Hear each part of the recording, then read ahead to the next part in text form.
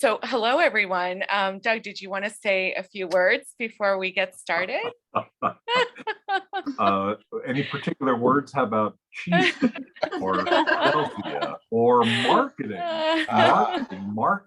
social media? What an amazing group we have today to talk about one of, I think, all of our favorite subjects, right? Marketing. And it's one thing that almost nobody does right. It's frustrating, even when, I know because I mess it up as well. So I know failure firsthand. But then when you see it done really well, it's elegant and it's simple usually, and it's amazing, and it inspires, to hopefully better think what we have, better understand the market, and then do that magical thing that all of our speakers here today have done. And that is magic. It's not simple to do marketing, right? Because so many people get wrapped up in their own product and service that they can't see the market and what they might want to see about this to attract them. And me included, I think all of us have that problem. But all three of our speakers are superstars in the marketing field. Look at Lon Safko there. He's got 24 books, including writing the Social Media Bible. Alina is every day delivering amazing marketing for her company, CYPHER Learning.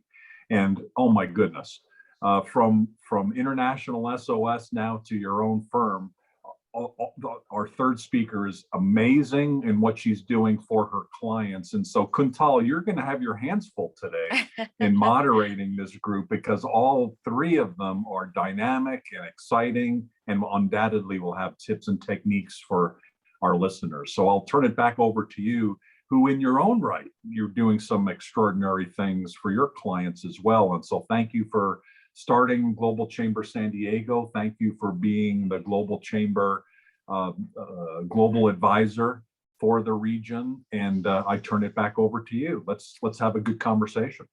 Thanks so much, Doug. Well, I appreciate that. And absolutely, we've got some stellar, folks on board today. And, I'm Kuntal Warwick, and I have I sort of straddle this world between global trade and global marketing. So I do have my own company as well.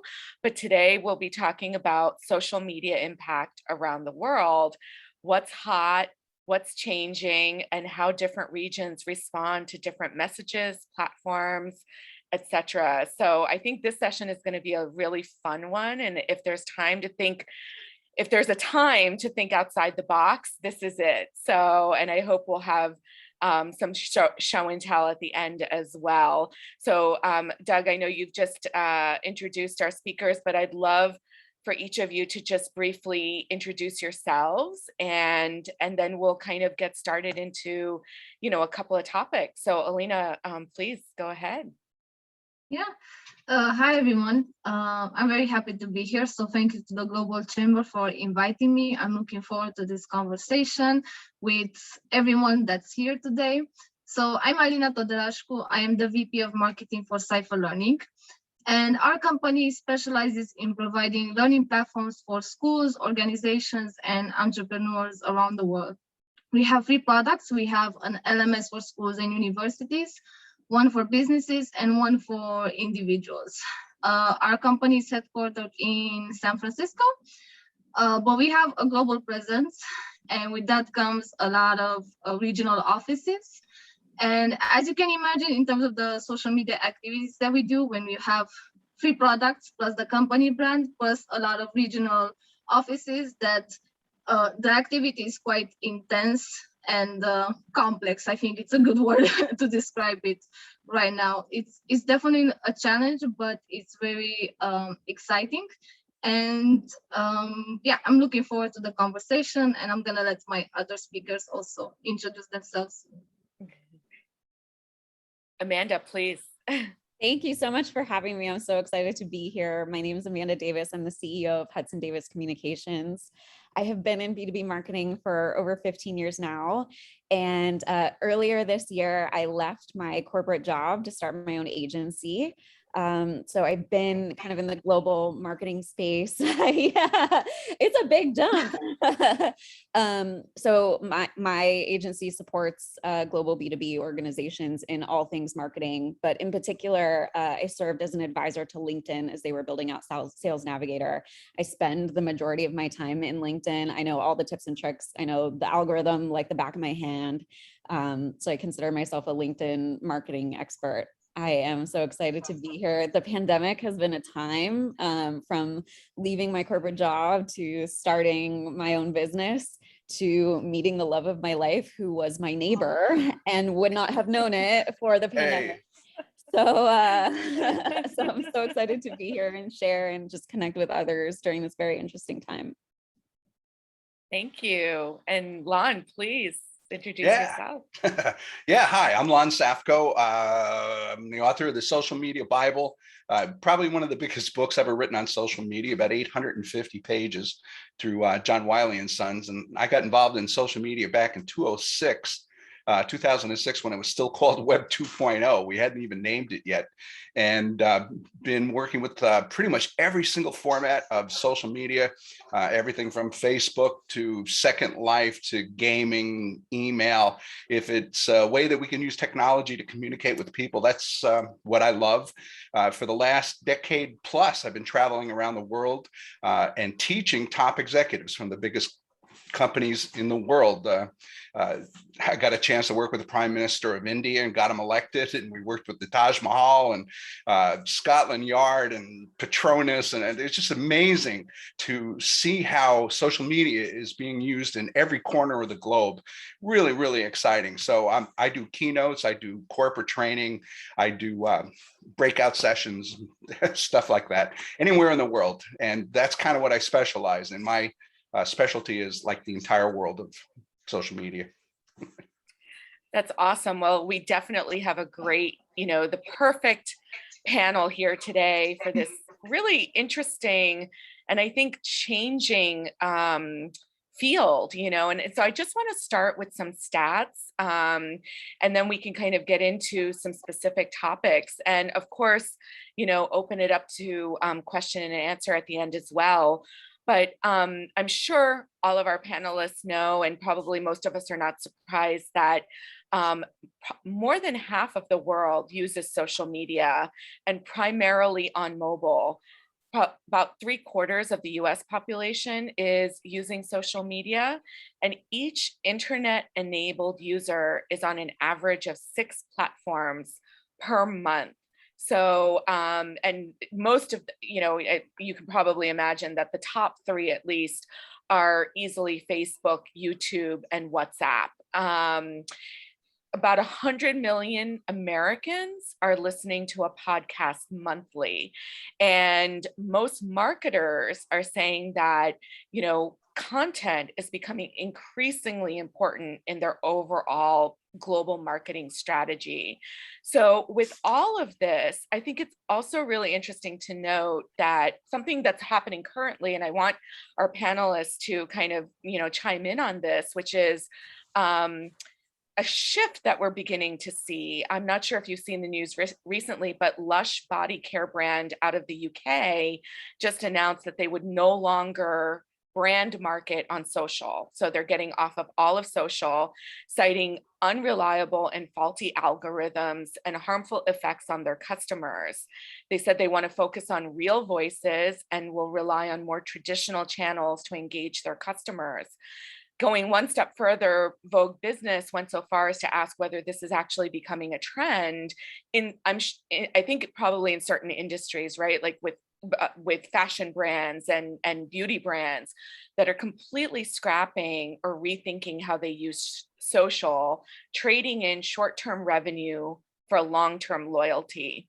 And this seems to align with the broader move towards like brand authenticity and storytelling in general. So I wanted to ask you guys, what are your thoughts on that? And do you see similar shifts happening with your company or your clients? Or is this more at the idealism stage? So yeah, just want to throw that out there. Yeah, Lon, go ahead. Yeah, I'm really grateful that you brought that up, because that really is the biggest trend in social media.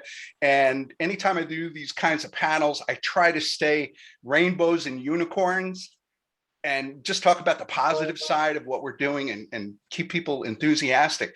But I've just written 3 articles for News World and News Crunch, Tech News World and Tech News Crunch. And that's exactly what it is. There is a huge problem with algorithms. And the real big problem is the way we're being censored. Facebook is censoring and manipulating us. And I know I'm going to sound like a conspiracy kind of a dude, but it's absolutely true. If you look at some of the posts and some of the types of ads, they only get to certain people that they're trying to keep on the platform. That's really what it comes down to. People that have looked at similar things are going to see your ads, and people that haven't looked at them are just not going to see them, because they're not going to waste that eye space on somebody that might not be interested. And if you say or use any words that goes against either their political or non-political views, you'll also be blocked. I just sent out a post to 4,000 people on Facebook, my friends. And then when I went back 24 hours later to see why I had no likes or comments, it turns out that I was completely blocked. I was censored. And when I talked to Facebook, they said, oh, if you want to talk to your list that you just spent 12 years building, all you have to do is pay us to do that. I could not access my list. So there is that huge problem. And you're absolutely right. Pinterest is right now is getting, and Instagram is getting a lot of kickback because of the way they're making young girls feel about themselves. I mean, it's actually becoming critical right now. There's some lawsuits pending. So I think one of the things when it comes to algorithms is there are ways to understand the algorithms, right? So on different platforms, the different algorithms favor different things. For example, the algorithms on Facebook-backed platforms like Facebook and Instagram are going to favor video, right? So if you understand video live streaming and you understand that that's the purpose of the algorithm and what they're favoring, you can direct yourself. So knowing, okay, I'm either going to have my team or myself, I'm going to try to produce more video content. I'm going to just try to engage, right? So I think we're leaning towards this, the technology is sort of going to favor something that's more engaging, right? A static image is less engaging than a moving video or a live stream, right? So they're going to favor when I spend more time in my reels. They're going to favor when I spend more time in my live sessions. So that's where I'm going to dedicate my time. So I think part of it is we know that the algorithms are there, understanding what they're favoring, and then adjusting your strategy to that particular platform and to help the algorithm back you up. That said, LinkedIn, for example, favors static images over videos and live, right? LinkedIn tried the LinkedIn Live thing and it was a massive failure because in the professional space, nobody wants to go live. So LinkedIn is now favoring longer posts that have more descriptive elements that feature an image, less video, they're not going live. So I think part of it is either, taking the time to understand yourself or getting with an expert like one of us to help you understand how you can create content that performs better across platforms. Good, really good point. Alina, how are you finding it with, how are you managing your social media activity for CYPHER? Yeah, I tend to agree with Amanda on the fact that you have to work with the platform, not against it. Unfortunately, many platforms, especially on the pay-per-click side, such as Facebook and LinkedIn, their algorithms are very hard to understand sometimes, and it's very, very easy to get your ads blocked. We have had it happen a couple of times where every single time we published an ad where we changed just one word, it got immediately blocked.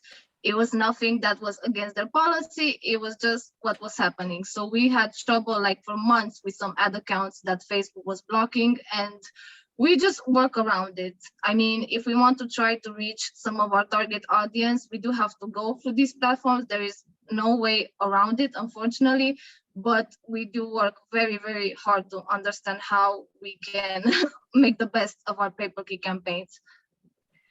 So yes, I mean, I do think, there is this bigger issue that's coming up. I think that's very real, that's happening, but for most businesses, the points that you both are making, Amanda and Alina, I think are absolutely spot on, really understanding.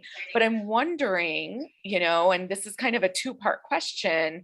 I'm wondering if the reason those things are happening is because social platforms are pushing you towards paid options, right? And so that's a whole other issue. And I don't want to linger on sort of that kind of underbelly of it, but I do wonder about that even in my own practice. I see that happening quite a bit. And so one, do you find that as well? And two, I was going to ask you something else, but I'll come back to that. So why don't you go ahead and answer on that? I mean, I think, with increased regulations around social media, as we get smarter and as global regulatory bodies get smarter about what the internet is, and we're heading into this Web 3.0, which is a whole other webinar in and of itself. But I think as you get more familiar with the fact that they want to monetize on your time, they want to monetize on your trends and your behaviors and activities. Yes, they are going to steer you towards paid options, but when you understand that and you go, okay, they want me to spend money here, how can I hack it so that I don't have to spend money on right? I don't want to spend money on costly ads because what I'm really trying to do is engage with my audience. So how can I engage with my audience? How can I reach the right audience? There are so many manual ways. And again, I am so like LinkedIn laser focused. There are so many ways to hack it. And I've actually seen like organic go way better on LinkedIn than any sort of paid. Paid on LinkedIn is almost just throwing your money. Like you can just write the check directly to me and I'll send it. Like don't paid on LinkedIn is very difficult. So that said, I mean, I think, again, the importance of understanding the platform, and really understanding the platform means understanding your audience. So from an international perspective, where is my audience? Is my audience spending their time on their phone, on Instagram, on Facebook? Is my audience a business owner who's better reachable on LinkedIn? What are they subscribing to? What am I fighting for their attention with? Is it an email somewhere? Great. How can I get in that newsletter? I know that's outside of social media, but when you focus more on speaking to your audience instead of speaking at them, that is the way to sort of get around that paid trend. So along those lines, what I'd love to also know is, because one of the biggest issues, related to this is conversion, right, from social media. And this whole issue of, what is the purpose of it? And engagement, I think, is absolutely key in that. But are we talking about, and this is the way I've looked at it and the way I've approached it, but I see other people approaching it differently.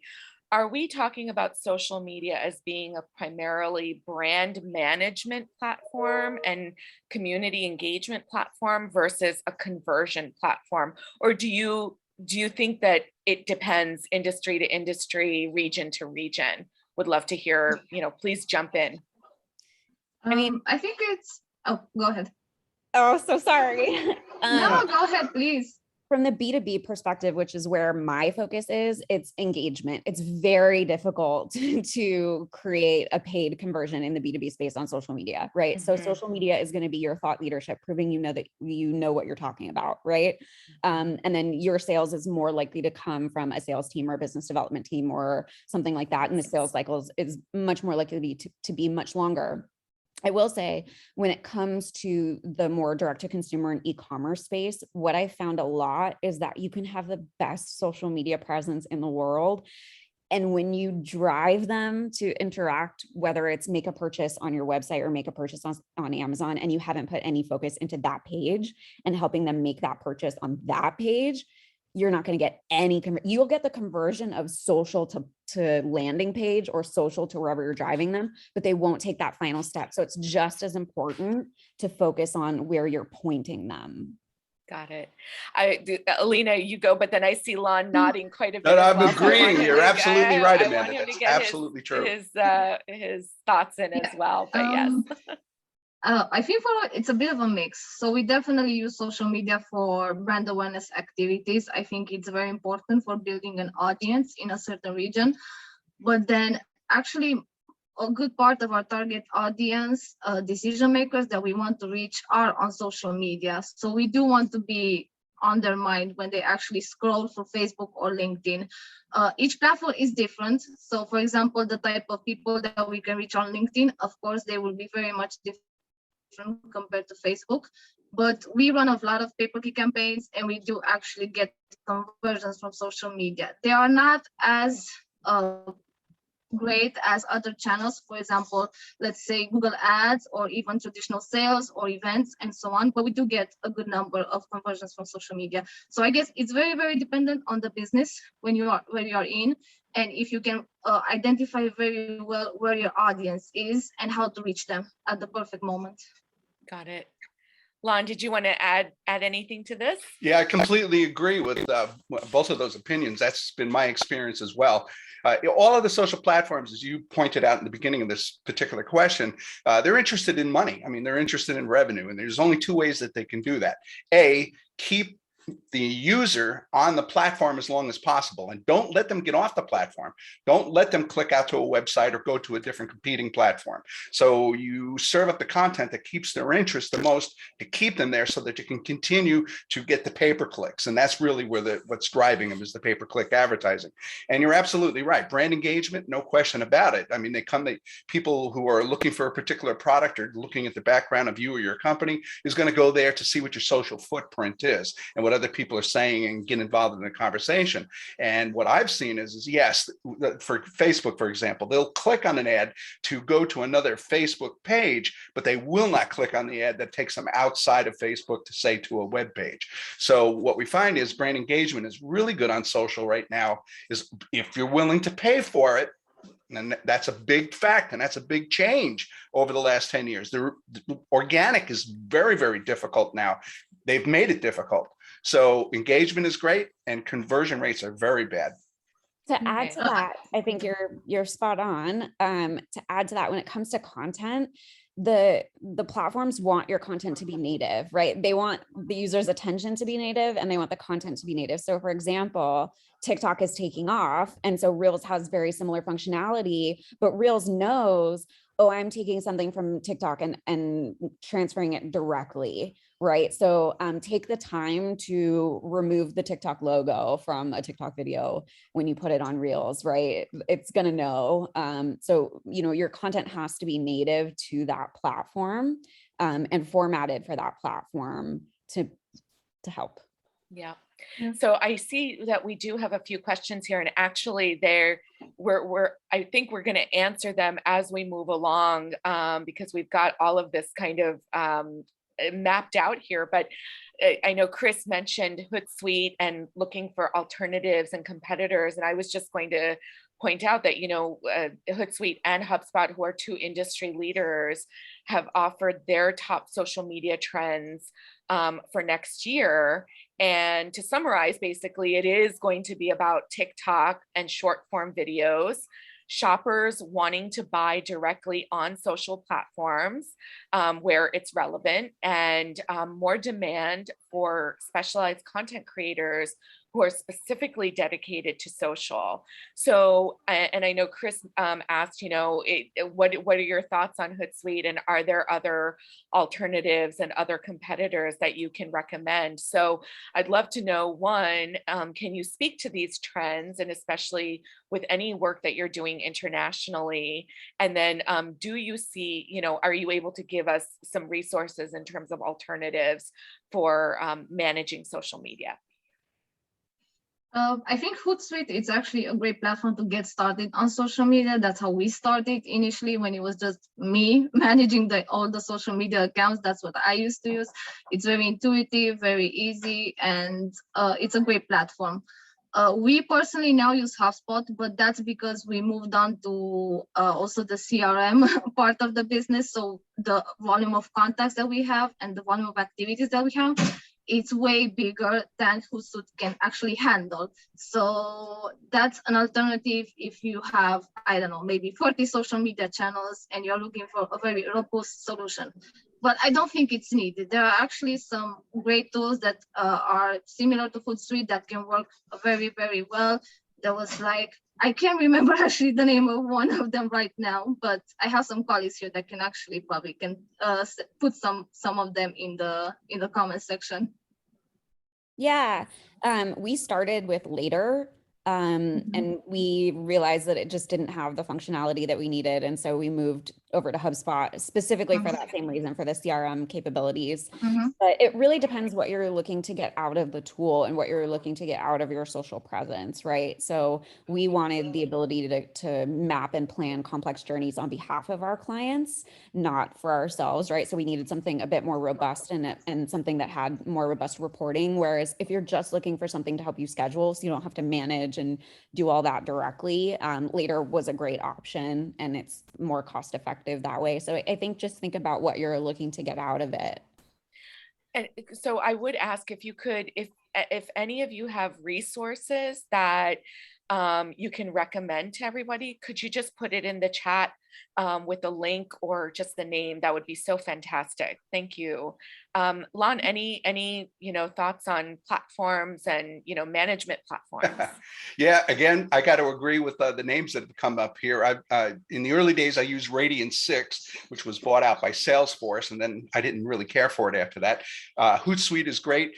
It also depends on the type of company you are and the size of your company and the companies that you're working with. I mean, if you're a smaller company and you're working with smaller companies, Hootsuite's probably great. You can't beat HubSpot. It's not cheap, but it really is a full-featured platform. So it's probably, I think it's one of the best out there. So I totally agree. Excellent, excellent. So I'm seeing, some resources being listed right now by everybody. So that's fantastic. Thank you so much. I do want to just go back and touch on the trends and what are you seeing internationally, and if you can give us a little bit of, a primer on what your international experience is with social and what you see as being effective. I know we're going to get into more of the international questions, and I'm sure our attendees might have some things to add there as well, but would love to get, a little bit of your experience, best practices, what you think works really well and what people are responding to. Lon, do you want to start? Yeah, absolutely. What I'm seeing throughout the different regions in the world is that Asia seems to be kind of ahead of us on something. WhatsApp is off the charts. There's no question about it in Asia. It's amazing that in the US, it never really took off that I've seen. So Asia is kind of pushing the envelope. Europe, I don't want to say anything about Europe, but they seem to trend a little bit behind the US by a couple of years. So they watch what we do and then basically mimic it and then perfect it themselves. So I'm seeing the trends there is that they're really using a lot of the same tools that we're using. India, again, WhatsApp. I mean, WhatsApp probably across the world, with the exceptions in the United States, is probably the most popular platform being used. And I think that's because of data plans mostly. The US is mostly unlimited and the rest of the world charges you for every single thing that you do. So India, they are really getting involved. They're really understanding social media, and they're moving ahead really fast. They're catching up. They're probably as sophisticated as the US, if not more so. And I apologize that I sound US centric, but we have a tendency to set trends that the rest of the world follow. Absolutely. I would also stress the importance, especially if you're based, like for Alina, based in San Francisco, but then, presence all over the world, that localization is really, really important. So just making sure that, if you're producing content for Germany, they're going to want to see it in German, right? Like we tend to think here, we tend to think of everything being in English. And so just keeping localization in mind for your international audiences. Great point. Yeah, I totally agree with that. So we have regional pages in Latin America, in Brazil, in Russia, in APAC, in Australia, and even, for example, in the case of Australia, it's still an English-speaking country. The content still has to be adjusted to that region, and also the format of the content. So not every person absorbs information the same way. Some people like to see videos, other people are more visual, they want infographics, other people, they want to read long-form articles. So it's very important to adapt to the region, but also adapt the content to your target audience. Gets back to A/B testing. It's more important now today than ever, especially because of the cost. Everything is gone up so much. Yeah, and I would like to say that in terms of social media trends, it's very important to understand that trends are trends, meaning that what's popular right now is where the attention is, and TikTok is where the attention is. Within 1 year, that's gonna change. There will be another platform where the attention is, and that's how social media platforms work. In the beginning, everything is very organic. You get a lot of traffic, organic traffic on that platform, but as they evolve, more and more ads start popping up in your feed, and everything gets more commercial, and that's when the attention goes away and moves on to another platform. So there will always be another platform that will be more popular in the moment. And Brilliant. Yes. On that note, I think particularly when it's appealing to young people, right? Because as they move out of a certain stage of life, they're not going to be on those platforms anymore, you know, or they'll be interested in different platforms, and then there'll be a new group of young people coming in that, you know, are gravitating towards something else. So I think that's very, very true. I know we've got a lot of activity in the chat box here, and I want to get to some of those comments. But just very quickly, I wanted to add that, you know, at least more recent data is showing that the top 3 social media using regions are actually Europe, North and South America, and Southeast Asia. Particularly the Philippines, I think, is very, very active on social media, and the regions, and not surprisingly on mobile, you know, and the regions with the least number of users are in Central Asia, South Asia, interestingly enough, and Middle Eastern Africa, although I think there's a lot of activity going on in Africa that people just aren't talking about and don't know about. And I know I've written a little bit on that as well. But what is your experience with social media management in any of these areas, or in regions where you actually work, and what have you seen work well? And then I want to get to, you know, some of the things that are coming through here in the chat box as well. Yeah, I tend to agree that Latin America and Southeast Asia are definitely the stars when it comes to social media usage. So, for example, the Philippines, we actually have a big team there, and I think it's very tied to their culture. They like to share everything that they do on social media, and I mean literally everything. Unfortunately, that's not always a good idea, but it is the truth. And I think those cultures are more prone to sharing and being active and interacting. That's how they live every day. So we actually notice this, the same type of post that we put in our US channels, and that same type of post that goes on a Latin America channel, the engagement like skyrockets. Also attendance to webinars, live streams that we do on social media. Latin America and Philippines, they always have the highest attendance rates. Awesome. Amanda, please chime in. I am so sorry. I have to go back because you were talking about trends and Sure. going back to the other people. But I will say one of the massive trends that's being talked about right now is how we're going to market to Gen Alpha, which is this coming after Gen Z. And it's so interesting because they are going to be the first generation that is completely technology native from the minute that they're born to when they become, you know, able to be marketed to. So they're going to want things that are much more intelligent. And we're going to have to be smarter when it comes to our messaging, when it comes to our social presences. It's just going to have to be native. So I'm so sorry to go back to that. No, I'm that's glad great. you brought it up. That's, It's true. Yeah.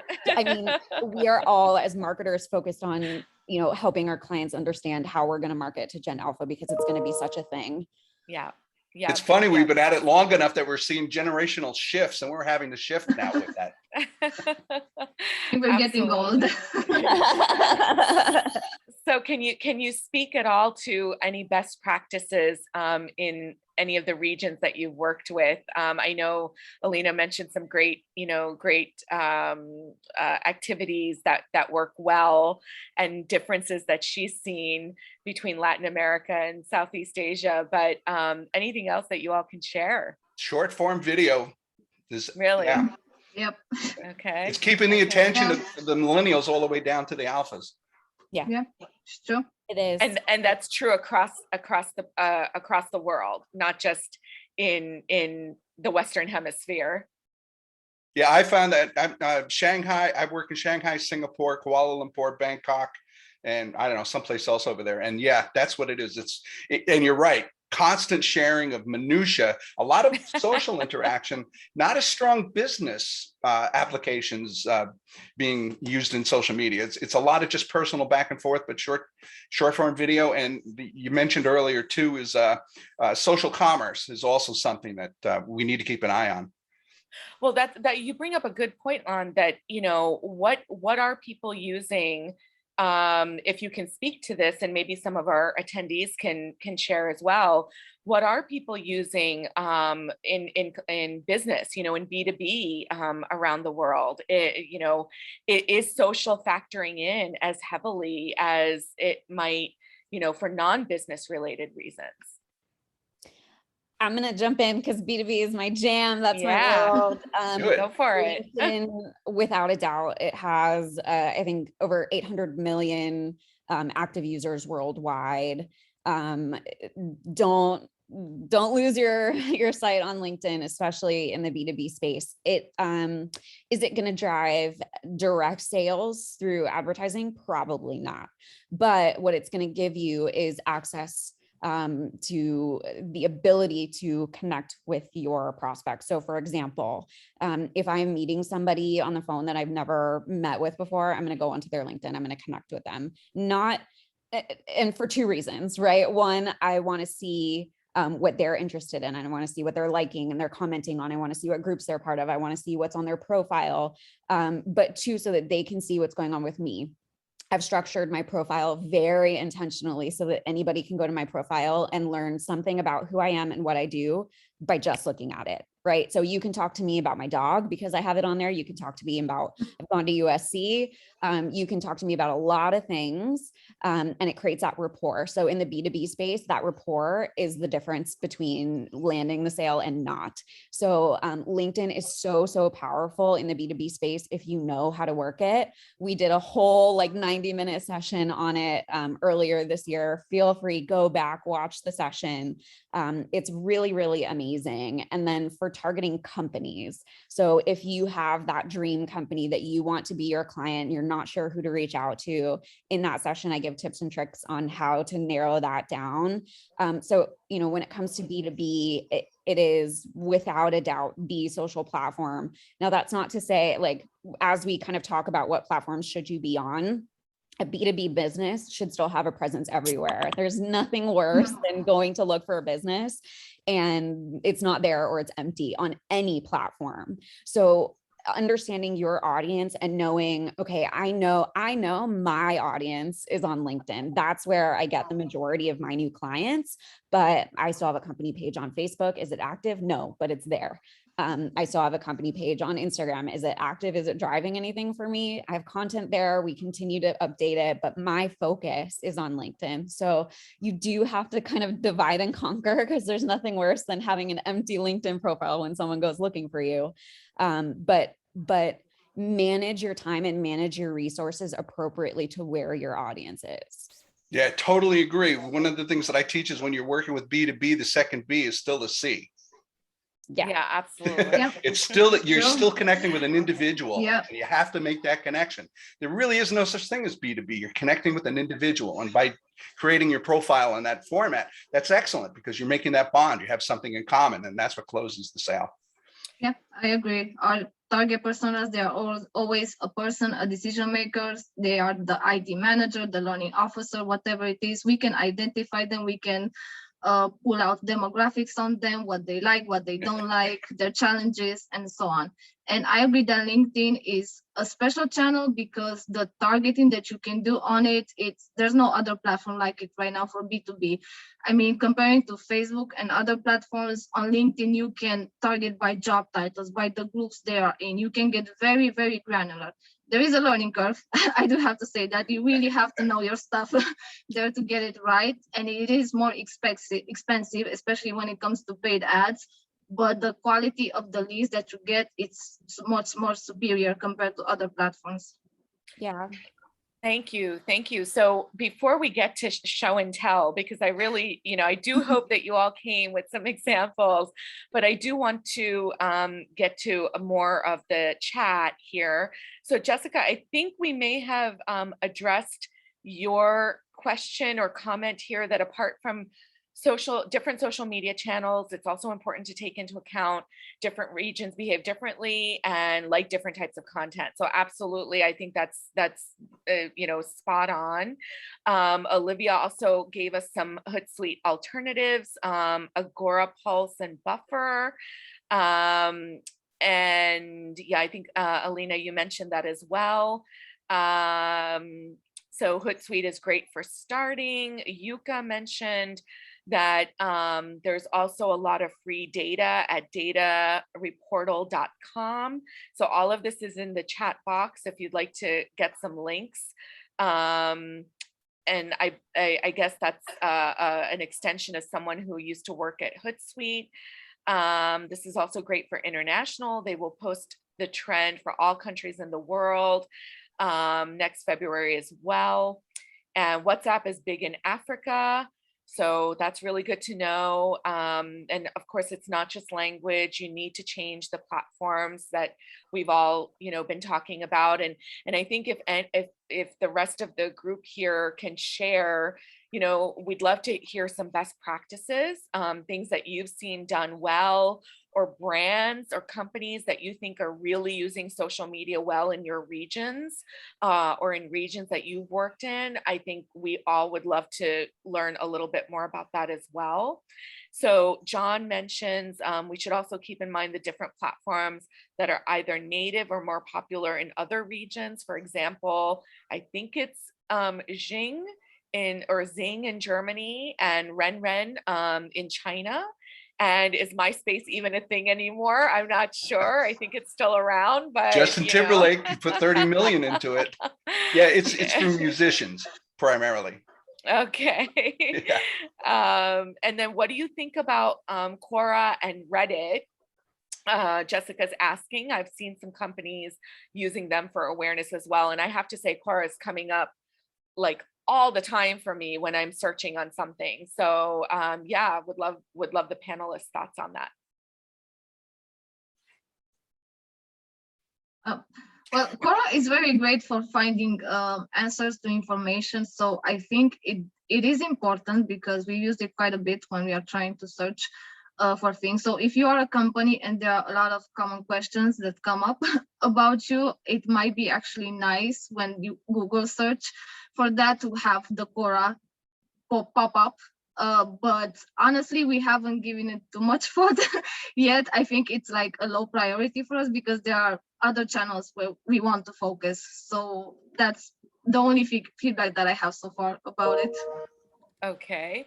And again, the floor is open for questions, for additional comments, for best practices in areas, that you're familiar with around the world. So please join in on the conversation via our chat, our chat section here. But so let's get to, some examples. Do you have any examples to share that we can look at that was particularly successful in a region around the world? Yeah, I have a couple. Okay. Good, thank you. Awesome. I'm gonna share my screen and you can let me know when you see it. Okay. There we go. Okay, great. So I just want to share an example of one piece of content that you can format in different ways, because I think that's very, very important. You should always repurpose your content because Yeah. Content is quite hard to produce, is very time consuming. So when you have some pillar content, in our case, it's usually blogs or webinars, we repurpose a lot from it. So we create infographics, mini infographics. This is a carousel, for example, created from a blog post. Then we have a mini infographic created from the same blog post. And then of course we have a video, a short video created from the same blog post. And it's also very important to understand that if you think that a type of content might not work in video format, think about it again, because almost anything can now be converted into video format. So another example would be, for example, we used to do like only static images for like events that we were attending, and someone from my team had this great idea. Let's do it like a video. Let's make it more animated. That will catch people's attention a lot more. And I think it really works. And just one more example that I want to share, which is not related to format, is making your company more human. So always bring out the people that you have in the company. So this is a campaign that we have called The Power of CYPHER. And it's just short testimonials from our employees where they say what they like about working at CYPHER Learning. They are very raw, very authentic. You have the picture of the person, and they work well across all social media channels. So I think that's always something that I see missing from a lot of companies, you know, the human touch, showing the people that are behind it, so that they know that there's actually someone working there, not just, you know, robots putting out products. So yeah, I think this is a great way of getting in touch with your audience, and also your employees are gonna love it because they will be like, you know, the stars of the show. They get to see their pictures, they can share with their friends. So that's just one little thing that you can do. It might not bring new clients, but it's still very, very useful for brand engagement. I think that's about it. Awesome, thank you. And I agree that almost anything now can be converted into video, particularly if you use Canva, you know, which seems to be ubiquitous now. But you know, even taking a slide deck, you know, and converting that into a video with, you know, a little bit of music in the background is just so easy to do these days. So absolutely. Any other examples? Otherwise, we can get to some more questions here as well. Questions? Okay. All right. So can you address fusion marketing and how to have each site support each other, sharing and amplifying messages? I like that question. Yes. Yeah. Fusion marketing was something that I invented in about 10 years ago, and I wrote a book and worked with McGraw-Hill on. About 2012 or so, I noticed that social media, the organic was starting to slip and the pay was getting more expensive, and it was just becoming more difficult to use social media. So I tried to come up with a system that helped my clients, it helped everybody, even myself, look at every possibility. So basically what it is, it created these little cards that have every single platform that you can think of. And we put it down on the table, and there's like a star in the center. And we gives me the opportunity to say, okay, so let's talk about Pinterest. Have you used it before? What's the benchmark?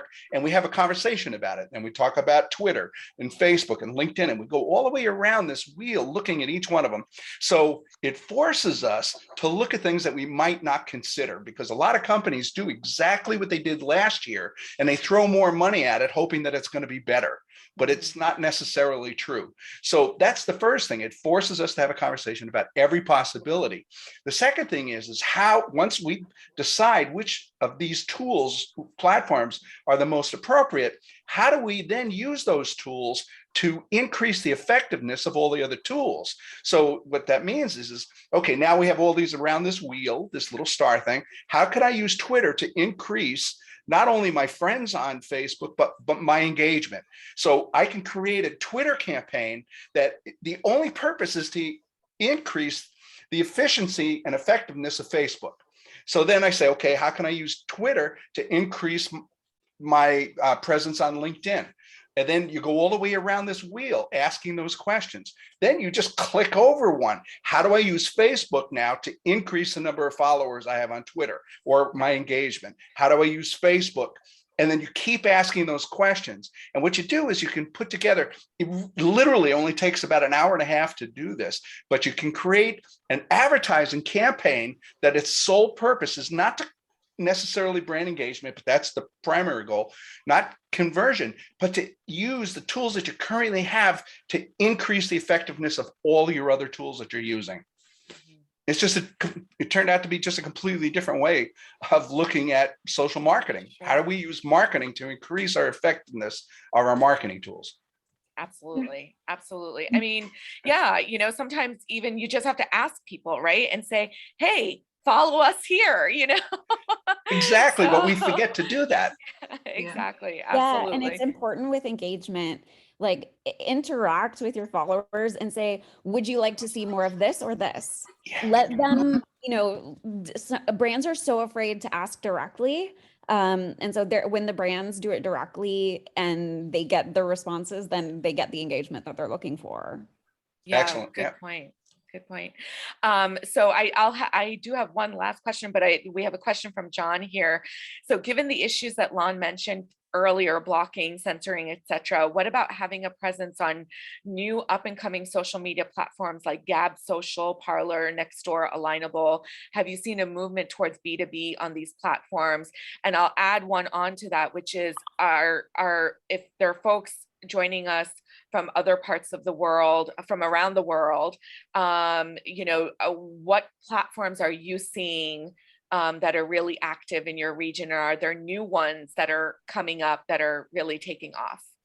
So Lon, I'll let you answer, at least begin to answer the question about these alternative platforms. Yeah, really, I'm not getting political here, but what happened was during the last presidential election, we saw a lot of polarization here in the United States, and that's putting it mildly. And we saw a lot of misinformation, or at least people's opinion of misinformation, being censoring and shutting down accounts because you used the wrong word or talked about the wrong candidate or you talked about vaccines. So what happened was, just like any other ecosystem, when something is not working, other things pop up. So the list that you just named, and you may want to add Telegram and BitChute to it as well. When YouTube began censoring all this information and basically manipulating us, people got upset with that. And then, of course, BitChute pops up, and their promise is that we're not going to censor you. And then when Twitter started doing it, then we saw things like Telegram popping up. So we're going to see that a lot, I think, as we go forward into 2022. There's going to be a lot of alternatives with the same feature sets as the platforms that we're comfortable with, but we're going to see them less blocked, less censored. And the people that are moving from our traditional platforms over to these new platforms, it's, if you look at the numbers, it's astonishing. Wow. I will say, like, it's so easy to get overwhelmed with so many platforms and so many options. And each platform requires its own level of expertise and content and this and that. And it can get so complicated. So I guess my comment here is you're not alone, and you have access to resources. So come to the Global Chamber, come to things like this, encourage other people to come to things like this, use the people around you, and it will save you time. And ultimately you're like, as a lot of money, your time is money, right? So you might think of, you know, hiring someone like Lon or myself or Alina as an additional expense, when really in the long term, it's going to save you money. So if this is something that's really not native to you, it's native to us, right? And that's what we're here for. So use us as resources, because it can be so overwhelming. And the things that I don't know, I hire people to I'm do. overwhelmed. Yeah, Oh, yeah. exactly. That's the best practice, honestly. Yeah, absolutely. Absolutely. I think So- it's important to not get overwhelmed about the new kids on social media, because there's no way that you can be good at all of the platforms. As Amanda said, her focus is LinkedIn, and that's because it makes good sense for her. So you have to focus on the most important channels for you. Of course, test the water, see if a new platform that pops up might be something of interest, but do it with caution. Don't invest too much money from the front. Don't expect that all of your new clients are going to come for it. Just do it on an A/B test basis. Yeah, and when you ask yourself and you go, okay, well, then how do I know what my platform is, right? I know what mine is, but how do you know what yours is? Look at the analytics. What's performing best, right? Like that data is your friend and use it to your benefit. If you're putting all of this time, money, and effort into Reddit, but it's not giving you any return, you're not seeing engagement, Mhm. or Twitter, right? Twitter has very robust analytics. If you're not seeing growth, if you're not seeing engagement, take that as a sign, right? So use these things. That's what they're there for. And I would just add to that, I think if you're looking for quick turnaround, unless you've got a spot sale or, something that's happening very fast, like an event or something, I think it takes time. It's just like anything, and try organic first. Give yourself that ramp up time to try organic and then go to paid. I would suggest not jumping into paid right away. Really test out your social media and see, just like what Amanda's saying, see which platforms are working for you. Check the analytics, look at the trends for what it is that you're doing, and then, jump into more of the paid side of things. But that means you need some ramp up time. And so, I would just add that little tidbit.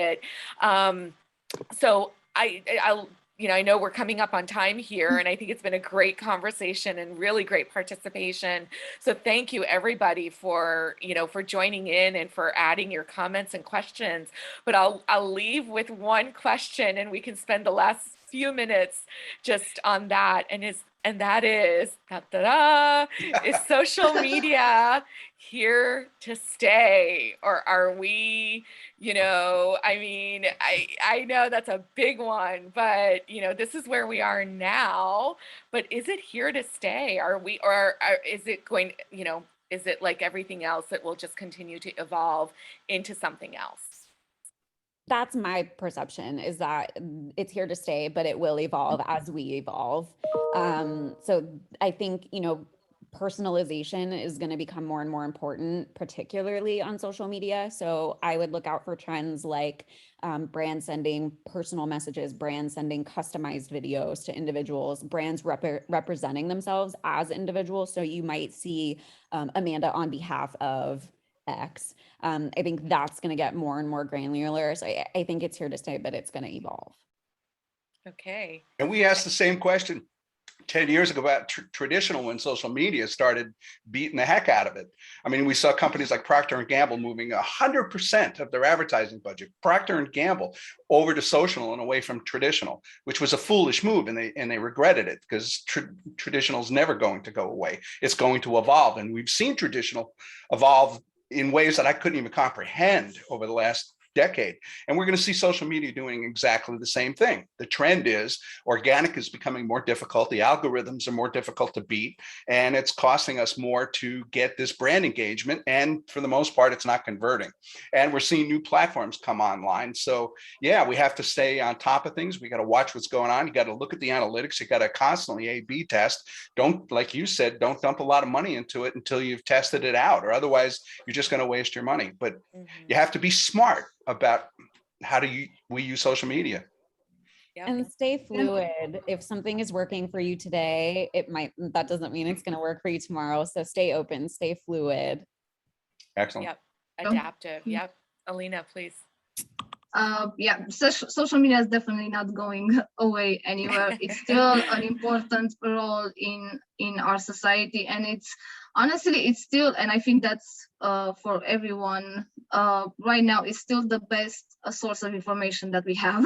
That's where you go to read the news, to find out new things, and I don't think that part is going to go away. Of course, there are a lot of negatives to it. The algorithms are a pain sometimes, but hopefully it will evolve into something better, and we can actually get more engagement from it and start seeing more interaction. And hopefully not every single platform that starts out organically is going to become only a paid channel. That's my hope, at least. Yeah.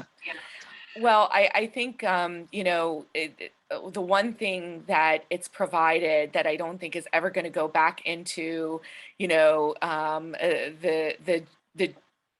what do you call it? The lamp, the genie lamp or whatever it is that direct connection with your audience, right? And the ability to communicate instantly and share your thoughts and your ideas instantly with one another. And, that just, it's so revolutionary in some ways, that I don't think we'll ever go back from that. But with that, I do want to just say, I know we're at time here, and I want to thank all of our panelists. Thank you so much, Alina, Amanda, and Lon, and for, Doug and Cesar to help put this together. We're so thrilled to have done this, and we have one more session coming up. I know it's in the middle of December. I don't have the date exactly. I apologize, but I know it's on the 14th. calendar. The 14th. Okay, thank you. Yep. And we'll be talking about e-commerce at that point. Something that I've been involved with in California with the California International Trade Center. I also want to share that we are partnering with the Global Chamber. KSW Consulting is partnering with Global Chamber to offer a member special on something that we've developed called the Startup Suite for young and medium-sized businesses who are looking to launch into international markets. It's beyond social media, but we'll be happy to discuss it with you if you're interested. But thank you so much for attending this session. It's been interesting and exciting, and we'll all stay tuned and see what happens in the next year. So thank you again, and feel free to reach out to any of us if you have questions related to social media and global marketing in general. And have a great day and a great weekend. Thank you. Everybody. See you on the Thank you. 14th. You guys are amazing. Great job. Thank you, Doug. Thank you so much. Take care. Fusion Bye-bye. is the future.